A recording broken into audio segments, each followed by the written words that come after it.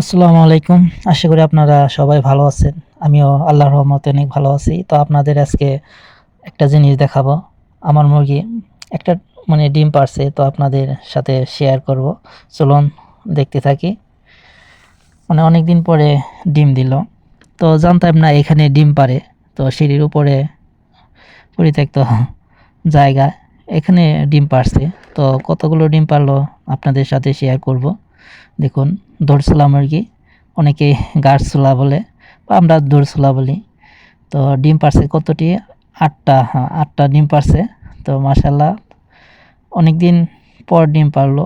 যেহেতু নতুন অবস্থায় বয়স্ক হলে ডিম পারে, ডিকি ছিল, তো এখন ডিম পারছে। তো মাশাল্লাহ, যারা মুরগি পালন করে তাদের কাছে একটা খুবই মজার বিষয় যখন ডিম পারে মুরগি। তো আমার তো একটাই মুরগি, তো একটা মুরগি 8টা ডিম পারছে। তো দেখে ভালো লাগলো। তো আজকে তুলে নেব এগুলা। তো যেহেতু এখানে থাকলে ডিম ভেঙে যাওয়ার সম্ভাবনা থাকবে, সেজন্য আজকে তুলে নেব এই বলে। এগুলো আবার ফ্রিজে রাখতে হবে, কারণ যদি ফ্রিজে না রাখি তাহলে ডিম নষ্ট হতে পারে, সেজন্য ফ্রিজে রাখবো। কারণ যেহেতু গরমের দিন, তো পচে যাওয়ার সম্ভাবনা থাকে, সেজন্য এই ডিমগুলোকে ফ্রিজে রাখবো। একটা দুইটা ডিম এখানে রেখে দেব, যেহেতু আবার ডিম পারবে এখানে। তো জানি না কয়টি ডিম পারবে, যেহেতু 8টা ডিম পারছে। দেশি মুরগি তেমন ডিম পারে না, হাইয়েস্ট 15-16টার মতো ডিম পারে।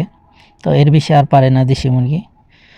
তো ভালো লাগলো ডিমগুলো দেখে। তো আমি সত্যি জানতামই না এখানে আমার মুরগি ডিম পারে।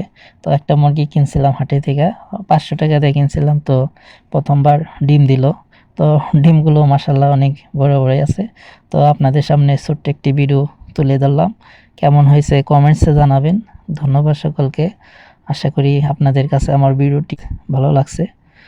তো সবাই ভালো থাকবেন, সুস্থ থাকবেন। আবার কোনো এক ভিডিওতে দেখা হবে। ধন্যবাদ সকলকে। আল্লাহ হাফেজ।